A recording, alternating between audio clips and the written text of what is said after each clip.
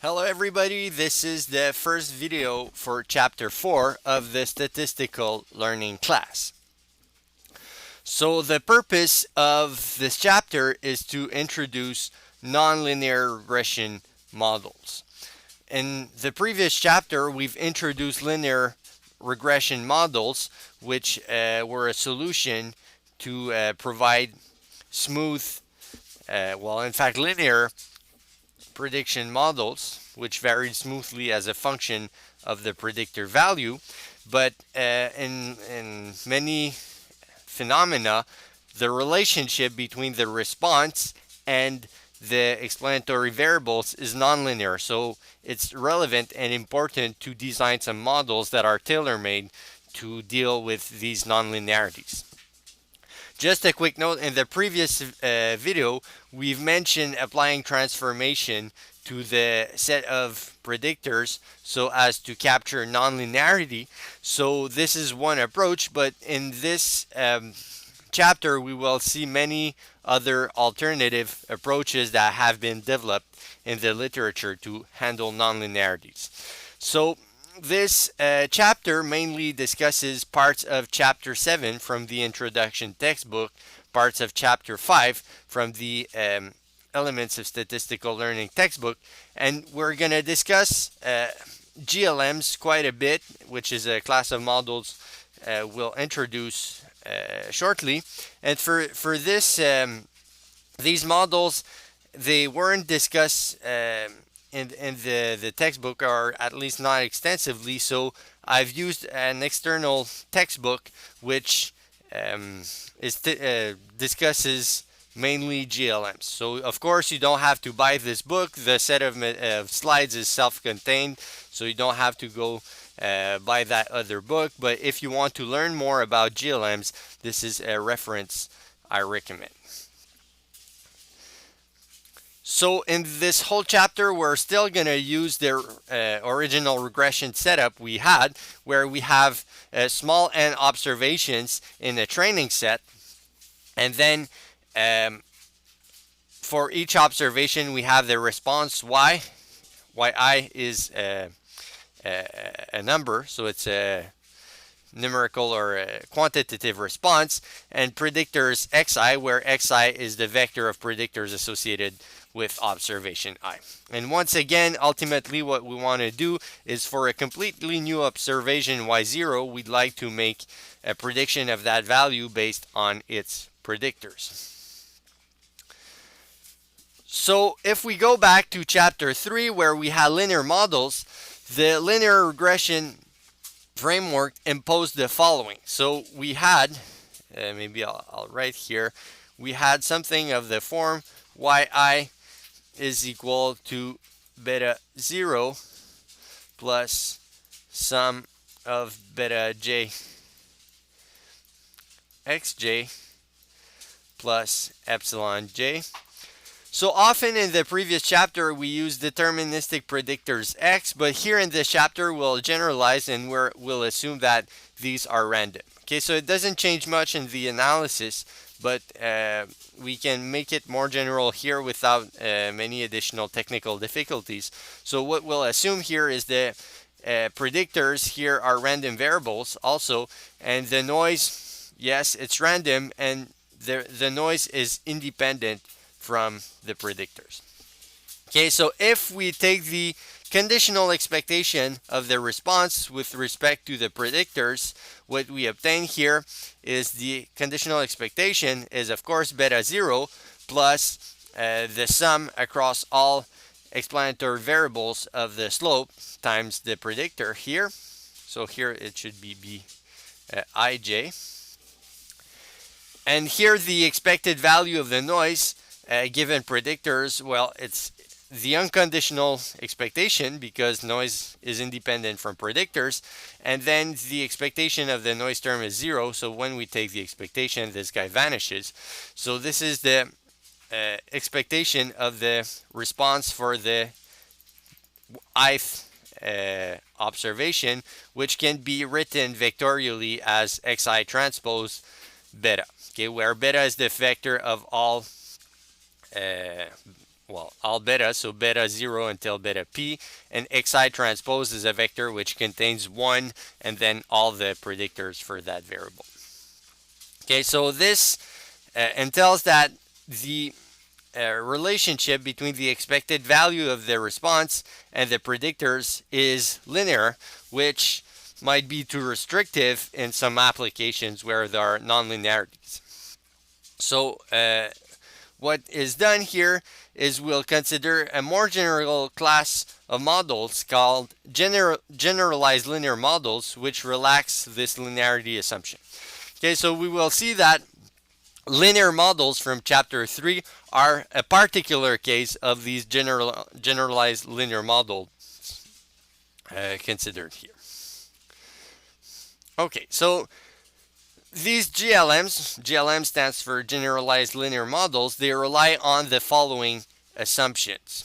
So first, given the set of all predictors for all observations, the responses are conditionally independent.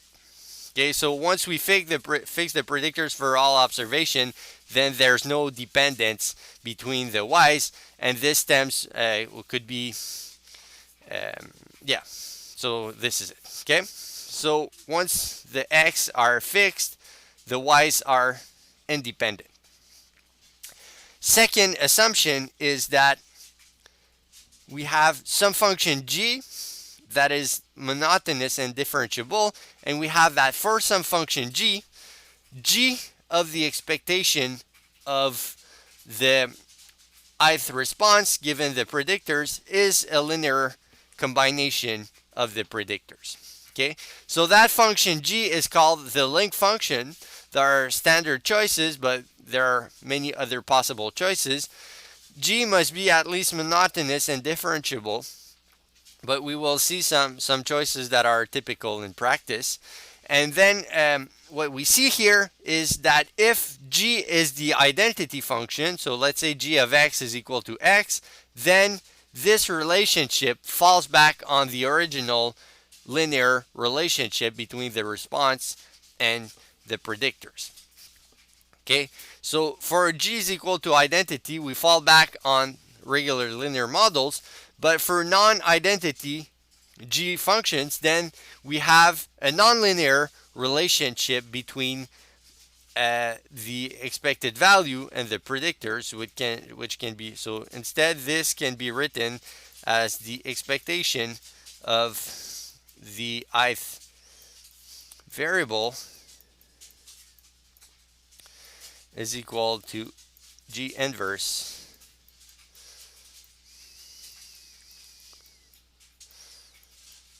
here.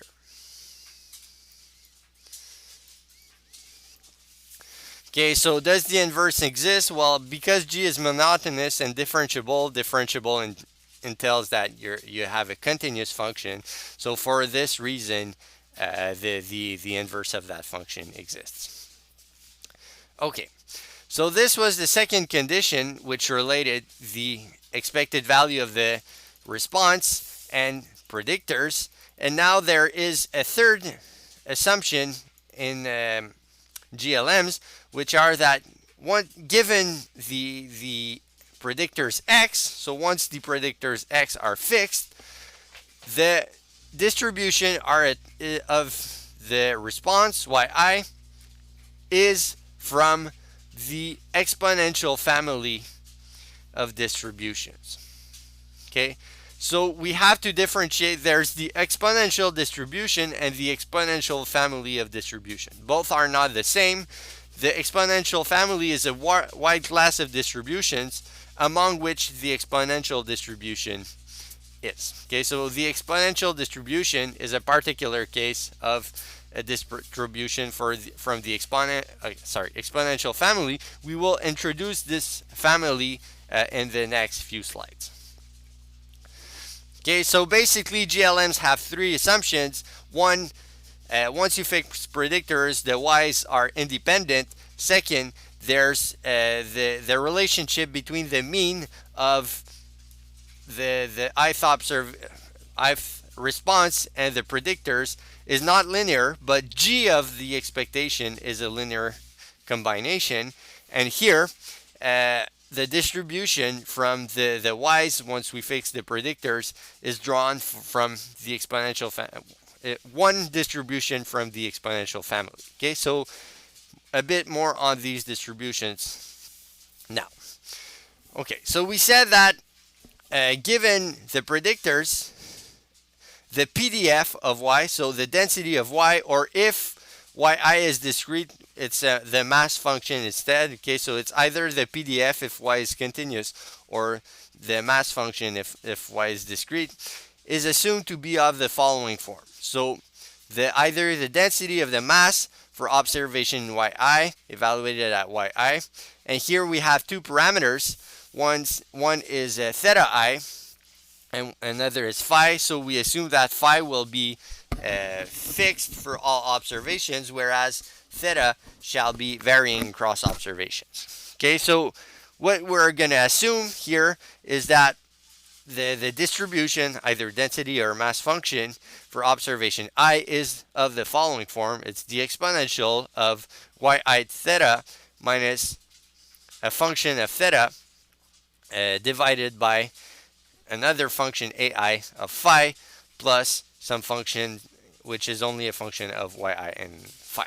Okay, for some functions b, c, and ai, where I goes from 1 to n, and here theta I, where we're going to assume that theta I is a function of xi. Okay, so for the various observations, the predictors vary, and what's going to change across distribution for all observations is that for each xi, there's going to be a corresponding value of theta I. So we can see that all the observations will have a different distribution based on the predictors, and the impact of the predictors is to impact theta I. Okay, so phi is constant across all observations, but theta, they vary and they're a function of x. Okay, so the distributions that can be written like this, where the density or mass function given the two parameters theta and phi are of this form, such distributions are said to be from the exponential family of distribution. Okay, so we see that because you have many possible choices for b, c, and functions a, then there are many distributions in that entire family. Okay, so for that reason, the exponential family of distribution does not only contain exponential distributions, but rather a very large class of distributions. About the functions a, b, and c, it cannot be any function. Of course, they need to satisfy some regularity conditions.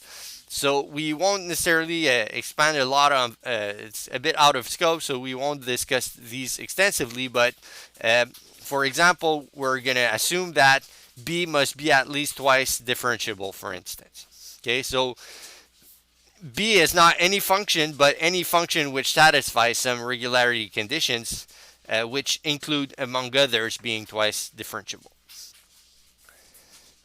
Okay, so the parameter phi, as we said, we assume it's going to be constant across all observations in our model. And this parameter is referred to as the dispersion parameter, or sometimes people call it a nuisance parameter.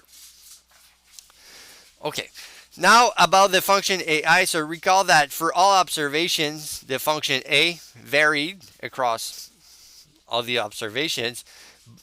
So in practice, it's not necessary to have that, but most of the time in practice, people use something of the form ai phi is just phi over wi, where the w's are a weight associated to each observation. So ai is often proportional to phi, and in many instances, the weights are simply often set exactly to 1. Okay, so in practice, it's very common to have a GLM where ai of phi is simply equal to phi.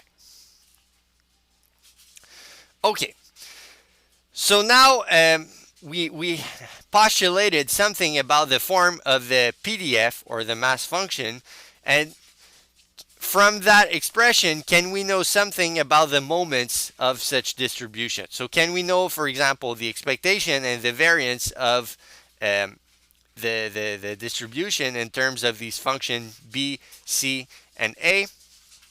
And the answer is yes. So the answer is surprisingly simple, and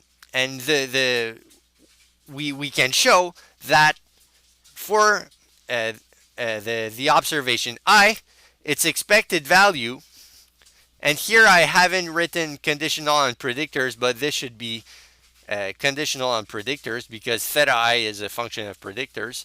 So, but let's assume we condition on predictors, then the mean of the ith observation is b prime of theta I, and the variance of the ith observation can be expressed as the second derivative of beta evaluated at theta I times ai of psi. Okay, so this is why we imposed b being twice differentiable. It's for the mean and the variance to be well expressed. Okay, so now the result is surprisingly simple, and to show that, I refer you to the exercises. So once again, these exercises, you can try them out, but what you could do once again is to, the first time you try them, you could look at the proof directly because there are some tricks that are used to get the answer. So first look at the solution, then wait a few days, and then go back to it without looking at the solution and try to derive that yourself. So that might help you to really understand how it's done first, and then to kind of have a, like, at least memorize the techniques, which can be useful to prove other results in probability and statistics. Okay, so now the exponential family of distribution, does it contain well-known distributions? The answer is yes. So it's possible to show that all of them, the normal distribution, gamma distribution, inverse Gaussian distribution, Poisson, Bernoulli, they are all particular cases of the exponential family of distribution. Okay, so if you suitably choose functions a, b, ai's, b, or a, b, or c, then you can fall back on these distributions. So we can see that the imposing that observations are from the exponential family of distribution, it's not very restrictive because you can obtain many existing cases of distributions that are well known and well studied. Okay, so once again, to show these are particular cases of the exponential family of distribution, please refer to the exercises. Okay. So now about the link function, which relates the expectation of the ith target and the linear combination of predictors. We said that there are many possible choices. G must be monotonous, differentiable, but from that point, it can be many things. Okay, so this is more for your own personal culture. So often textbook or papers, they refer to the canonical link function. Okay, so I want to explain what's that what's the canonical link function, and the reason why that's considered is that it using this link function facilitates, it can be either computations or the interpretation of the GLM. Okay, so people use that in practice, but it's not necessary to use that. Okay, so I just wanted to at least define what's the canonical link function for you to know. Okay, so here the canonical link function G associated with the response distribution. So for each possible distribution of the response variable, there is one canonical link function. Okay, so the canonical link function is not canonical in itself, it's canonical in terms of the distribution of the response. And for a given response distribution, the canonical link G is the one which gives theta I in the exponential distribution being equal to g of the expected value. Okay, so if you have that, this entails mu I is the inverse g of theta I. Okay, so now how do we find that canonical g? Well, first recall that g of mu I is where mu I is the mean of the ith target, conditional on predictors, is the linear combination of predictors. So this was the GLM assumption. So using that, this implies that if we use the first equation, this we know it's the linear combination of the predictors, so that must also be the linear combination of predictors, which entails theta I is the linear combination of the predictors itself. Okay. Furthermore, as we've seen earlier, mu I, the mean of the ith observation, is b prime of theta I. So this is the result we've derived, we stated at least 2 slides ago.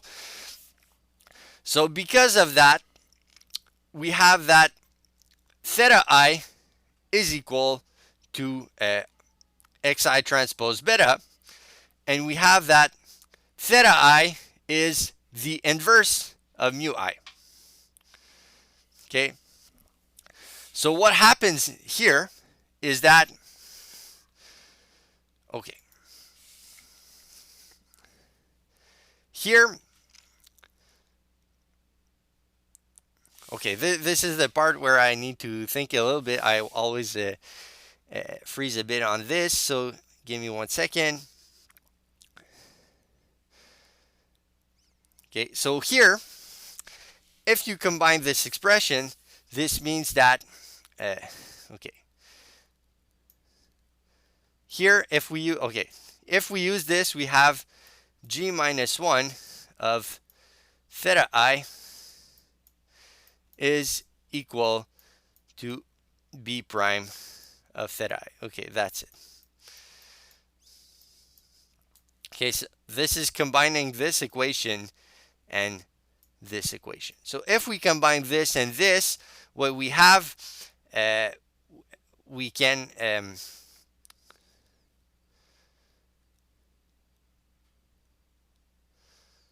okay,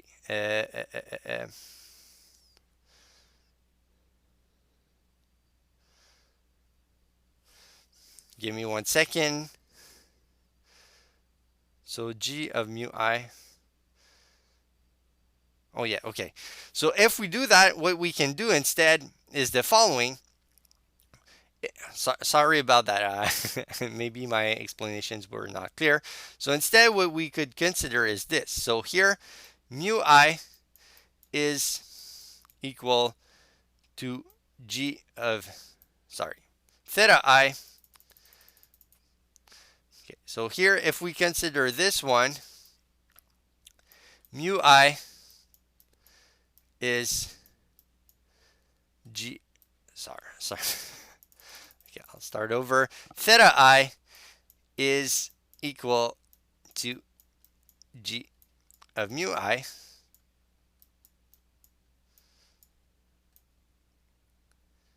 Okay. And also, if we use this expression, we have that theta I here is equal to b prime inverse. This is not the 1 over b, it's the functional inverse of mu I. Okay, so this comes from this, and this comes from this expression here. Okay, so by equating this guy and this guy, we have that the canonical link function must be the inverse of b prime. Okay, so the canonical link function of distribution is the inverse of the derivative function of b, where b is the function embedded in the distribution of the exponential family distribution. Okay, sorry I had a bit hard time to explain this, but ultimately we got the result. Okay.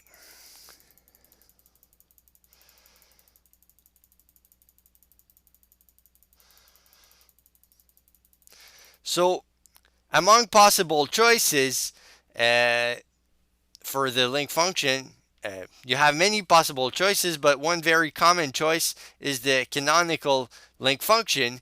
And one reason why it's used is because the parameter theta I in the expression of the exponential family of distribution is directly the linear combination of predictors. Okay, so this makes the expression of the PDF in terms of predictors quite simple.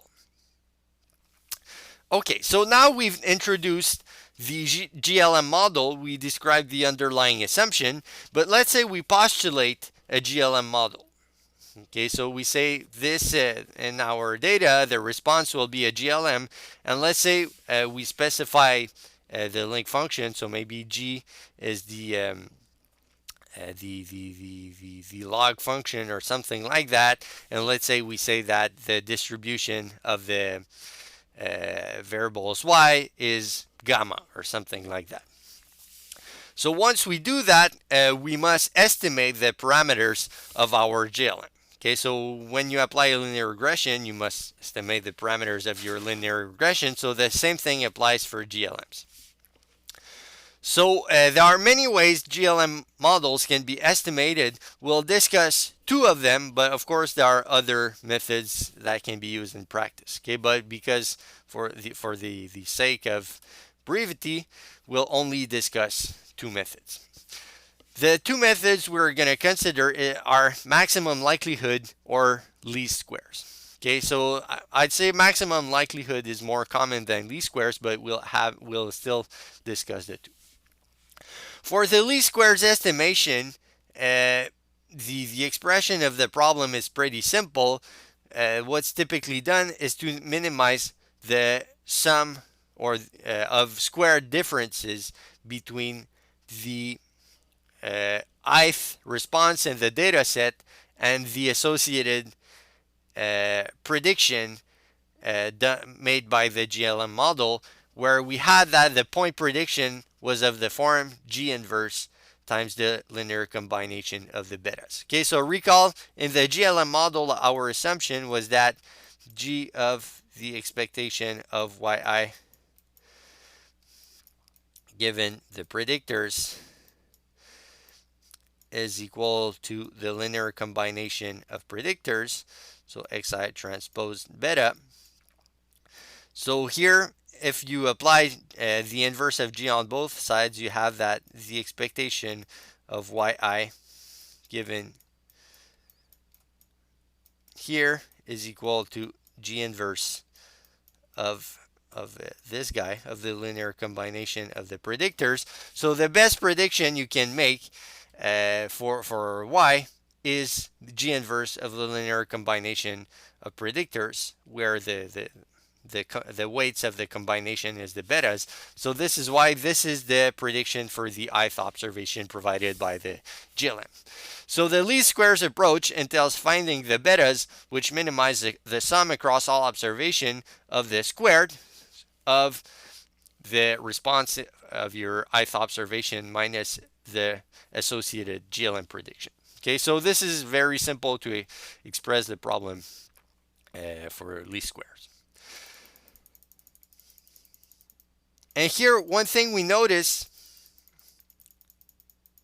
no, okay, I won't discuss this. Okay, that's good. Okay, oh yeah, well, I will discuss this. In fact, as we see here, when we use the least squares approach, what we estimate here is directly the betas, but this expression does not rely at all on the presumed distribution for yi. Okay, so the only thing we need here in this expression is specifying the link function, but this estimation method remains agnostic with respect to the distribution that I assume for yi. So in a sense, it's good because it's robust with respect to the distribution. But if you want, for instance, if you assume a gamma distribution or something like that, and you're interested in the entire distribution rather than point estimates, this might be less desirable. Okay, so now we mentioned the least squares approach for estimation. We're going to discuss next instead the maximum likelihood approach, which is in practice very common. So the maximum likelihood approach entails maximizing, well, in theory it's the likelihood, but in practice people take the log likelihood instead of the likelihood. So the log transformation is strictly increasing, so maximizing the likelihood is equivalent to maximizing the log likelihood. So the log likelihood here for our data set based on the vector of parameters theta, because recall for each observation you have a different theta because theta is impacted by the predictors, but here phi it's the same for all observations. So the log likelihood is the sum of the log of the density for each observations. I'll say density for the continuous case, but if we have discrete random variable y's, the density is simply replaced by a mass function. Okay, but let's say we're in the continuous case. This is the sum of log densities of all observations. And now, how do we go from here to here? Well, it's pretty simple. It's because in the exponential family of distribution, the density had a very particular form. So if we go back here, the density was the exponential of this quantity. Okay, so when we take the log of the density, the exponential simply disappears, and what remains in the density is just what's inside the exponential, so this guy here. So if we go back to here, the log density is this, which is yi theta I minus b theta I divided by ai phi, plus that function c, which does not depend on theta. Okay, so this is the expression of the log likelihood, where each of the theta I are functions of the predictor values based on the relationship we've identified earlier. Okay, so now just a bit of notation, because we'll need that to make derivations more convenient in a few slides. So we can define eta I as the linear combination of predictors for observation I. Okay, so eta I is it depends on predictors and the betas. It's the linear combination of them. And let's recall that for a GLM we have g of the mean for the ith observation is equal to eta I, which is the linear combination of predictors. Okay, so now to estimate a GLM, we must have the first order conditions satisfied. Okay, so when we maximize the likelihood with respect to betas, we can differentiate the likelihood with respect to each betas, and this derivative must be equal to 0. Okay, so this is first order conditions to estimate the betas. Okay, and we recall that, as we said, the vector of theta is a function of the vector betas, since this is the mean of the ith observation. So the mean of the ith observation, as we discussed earlier, it's b prime of theta I. Okay, so we can see here from this relationship that theta I is a function of the betas and of the predictors. Okay, so to express a bit better the derivative of the log likelihood with respect to each of the betas, we can use the chain rule of calculus. Okay, so we can see that the log likelihood, it's the sum across all observations of the derivative of the log likelihood with respect to the betas, but then we can express this long relationship by the following chain rule. Okay, so here we can differentiate the log likelihood with respect to theta I, then take the derivative of theta I with respect to mu I, derivative of mu I with respect to eta I, derivative of eta I with respect to beta j, and all these steps will make the derivations much simpler. Okay, so here, first, how do we compute this first guy? Well, we had that the log density was expressed. Let's go back here. The log density was clearly expressed as a function of theta I. So differentiating this guy with respect to theta I, it's pretty simple. This guy disappears. This guy doesn't depend on theta I, so it remains at the denominator. And then if we differentiate the numerator, it's simply yi minus b prime theta I. So if we go back here, this derivative is simply yi minus b prime theta I divided by ai phi. Okay. Now, for the second derivative of theta I with respect to mu I, we can use a result from calculus. So it's 1 over the reverse derivative of mu I with respect to theta I. And recall that mu I, the mean of the ith observation, we've derived earlier, or at least stated earlier, that mu I was equal to b prime theta I. Okay, so for that reason, if we want this derivative, then this derivative must be b prime of theta I. So 1 over this must be 1 over b prime prime theta I. Okay, so we know how to do this guy. Then the third derivative, can we compute this? The answer is yes. So the third derivative, derivative of mu I with respect to eta I, we can do the same. So it's 1 over the reverse derivative of eta I with respect to mu I. And here, theta I, if we go back here, eta I was g of mu I. Okay, so here, this is derivative of g of mu I with respect to mu I. Okay, so it's basically this, which is g prime of mu I.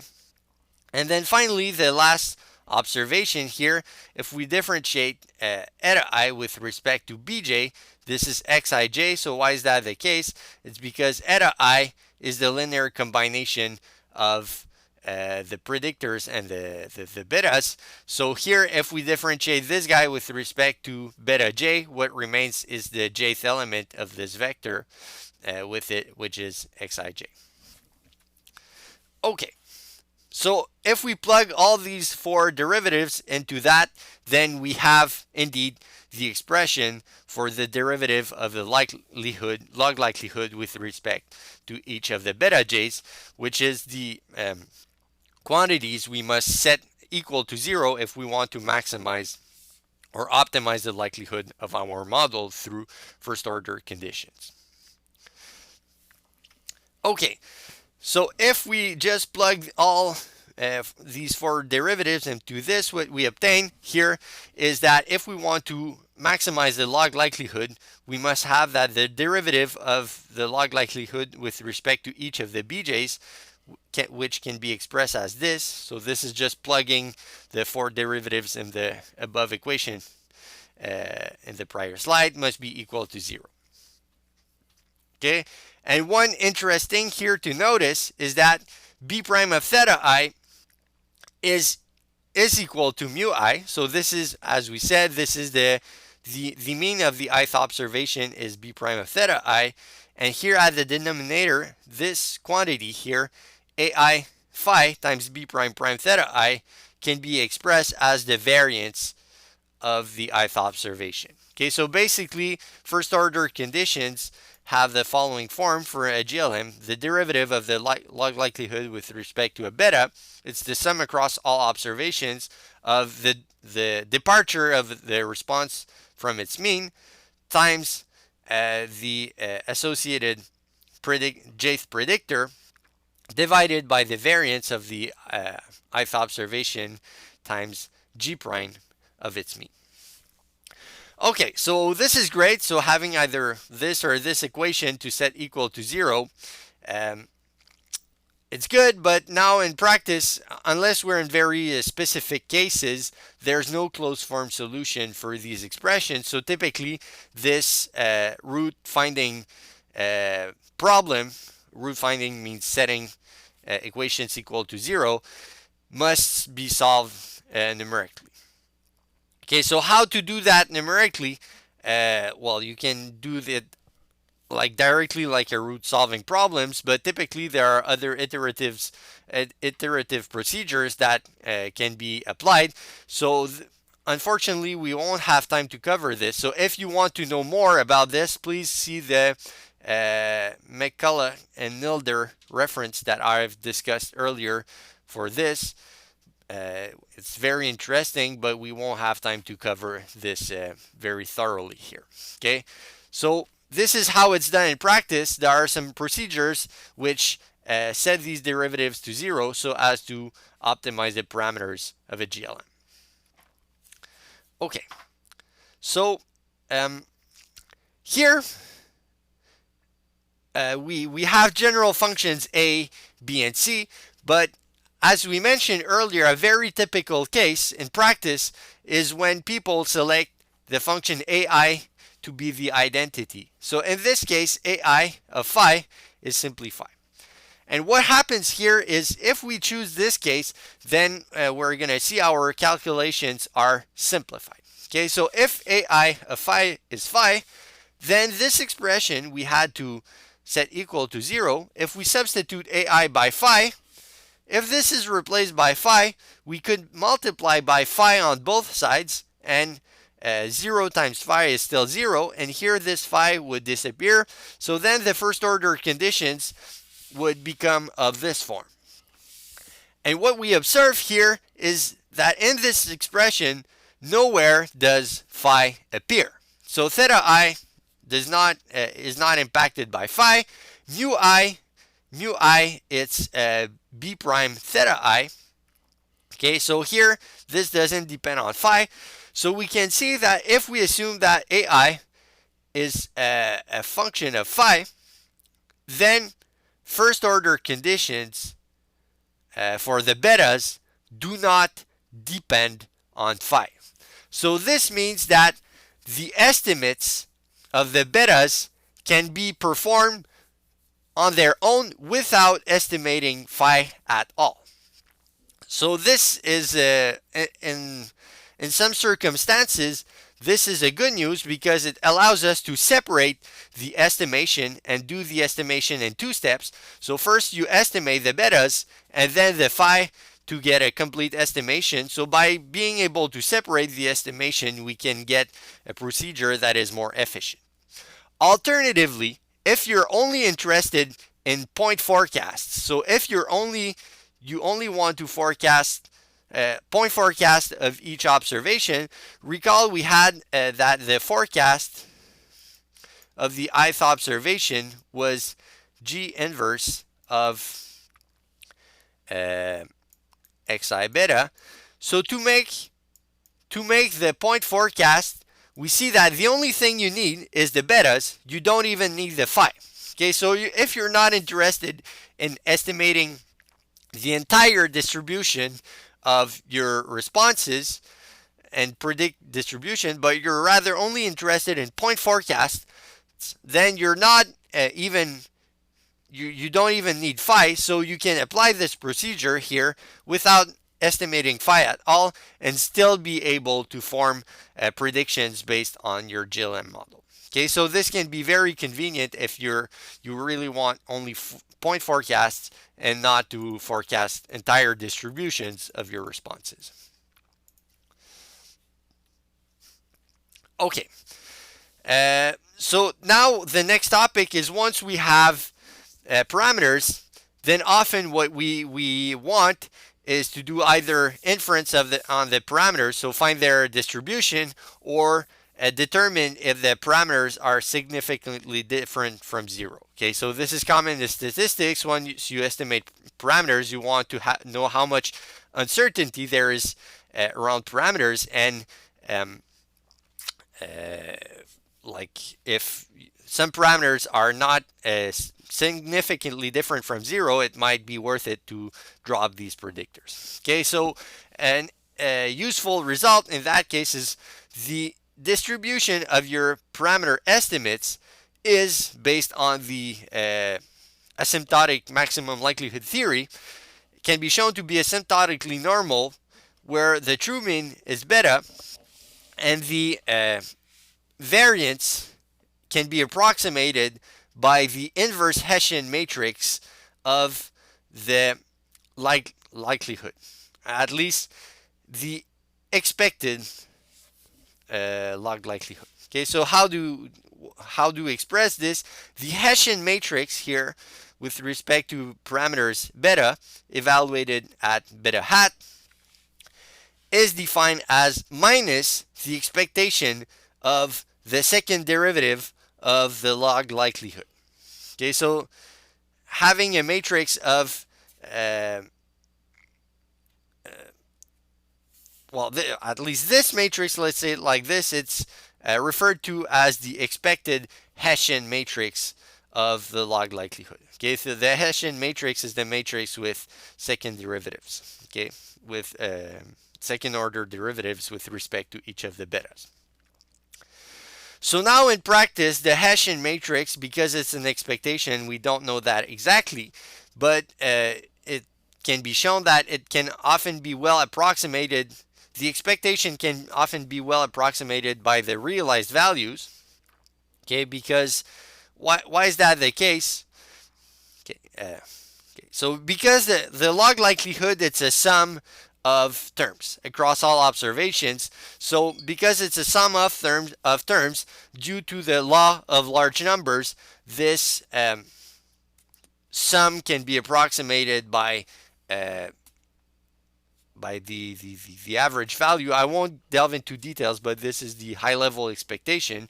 So because of that, we can drop the expectation here to get still a decent approximation and have the following result. So the Hessian matrix, which involves an expectation, can be approximated by its estimate, which is defined as the realized second matrix of second derivatives with respect to the log likelihood. Okay, so in practice, we don't know the true expected Hessian, but we have the realized Hessian. So this can be used to approximate the variance, at least asymptotic variance of our estimates. Okay, so because of that, we can use this Hessian matrix to run so-called t-tests to determine if parameter values are significantly different from 0. Okay, so for instance, if we want to know if the jth estimated beta is significantly different from 0, we can use the following t-test where, okay, so here the idea is this, you can write minus 0. Okay, so if we check the jth estimate minus the presumed mean, which is 0, and divide by its asymptotic standard deviation. Okay, so the asymptotic standard deviation of beta j, if it's the element jj of the covariance matrix. So this is the Hessian estimated, the realized Hessian matrix element jj is the asymptotic variance of beta j hat. So if we take the square root, it becomes its asymptotic standard deviation. And because of asymptotic normality, if we compute beta hat j divided by the square root of its asymptotic standard deviation, this guy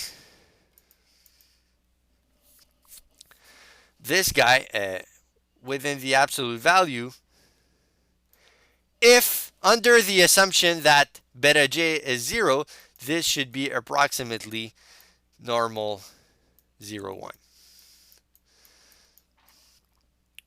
Okay, so if beta j is truly equal to 0, this should be approximately normal 0, 1. So we can compare this guy to the critical value. So here I used a bidirectional test. So if you check with respect to the critical value, which is the inverse Gaussian CDF, evaluated at 1 minus the confidence level divided by 2, where the confidence level, it can be 95% or 99% or something like that. Then you can check, and if this value exceeds the critical value, then you have beta hat being significantly different from 0, so you would reject a null value for that parameter. Okay, so we can see that the t-tests applied in linear regression, they can also be applied for GLM models, where to find the asymptotic variance or a standard deviation, you use the Hessian matrix of the log likelihood. Okay, so you can run t-tests. Now, if you want to test if not individual parameters are equal to 0, but if a group of betas are equal to 0, similarly as for linear regression models, you can use likelihood ratio tests. Okay, so again, I don't necessarily want to spend a lot of time on technical details, so I'll just outline them. So the idea about likelihood ratio tests is that you have two models. So first model assumes that beta 0 until beta p, so all your parameters are all different than 0, whereas your initial model, your model 0, so this is a assumption h1, this is assumption h null. So under h null, you assume that your model is the GLM, but that a set of parameters, beta q plus 1 until beta p, are exactly equal to 0 for some value of q.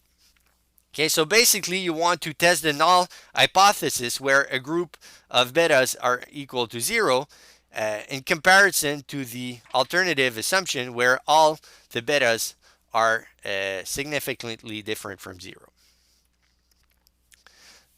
So how to do that? You can define what we call the deviance difference, which is twice the difference between the log likelihood of the GLM model where all parameters are non-zero, so you let all parameters vary freely within your estimation, and you do minus the log likelihood of your GLM model, but here where beta til and phi til are parameters estimated under the constraint that all the betas beta q until beta p are exactly 0. So if you do the estimation without predictors beta q until beta q plus 1 until beta p. Okay, so if you estimate twice the GLM, one with these predictors beta q plus 1 until beta p, one without them, then you can compute twice the difference between the log likelihood in both cases, and it can be shown that the under some technical conditions. So again, this is conditions are out of scope. If you want to have a very formal course on GLM, you can. I suggest you go to a dedicated course on this where they derive all the details. But under some technical conditions, this quantity, the deviance difference, is asymptotically chi-square with degrees of freedom p minus q. Okay, so what you can do, you can look the critical value for the chi-square distribution, and if the deviance difference is greater than this critical distribution, then you can reject the assumption that the group of predictors is equal to 0. Okay, so these tests, it's basically if you have a bunch of predictors that are you like to filter out at once, then you can do a log likelihood test and see, okay, can I remove all these set of predictors that seem irrelevant, or do they have real statistical significance, and I must keep them. Okay, so here are these tests. They're traditional inference tests. So we saw earlier in the course that nowadays, to determine if we should keep or reject parameters from a model, it's probably preferable to determine if they have out of sample prediction performance. But nevertheless, in practice, sometimes because doing out of sample performance assessment is very cumbersome numerically, traditional tests are still useful to have a quicker feeling about if you should include or reject some predictors. Okay, so you could still apply instead out of sample performance assessment if you have enough computational power, but if you don't, there are still traditional methods, t-tests, chi-square or log likelihood difference tests that can help you to determine if some parameters are suitable. Okay, so there exists a plethora of other possible statistical tests that you can use to test various aspects of GLM models. So, for example, if you want to assess their goodness of fit, you can use Fisher F-tests that you've probably discussed in their linear regression class, or Pearson chi-square test. So this is if you want, for example, to assess if the distribution you've postulated for a GLM is good or not. There are some like Pearson chi-square tests you can use, but I don't necessarily want to spend a lot of time on these tests. I'll leave them out of scope. So if you want more details on this, please follow a course fully dedicated to GLM models, which do exist. But now, since GLMs is only one subtopic of the course, I won't delve into these specific details. So I'll stop here. In the next class, we'll continue about with that discussion of diagnostics for GLM models, and we'll discuss other topics. But for now, let's stop here. So have a nice day, and I'll see you next time.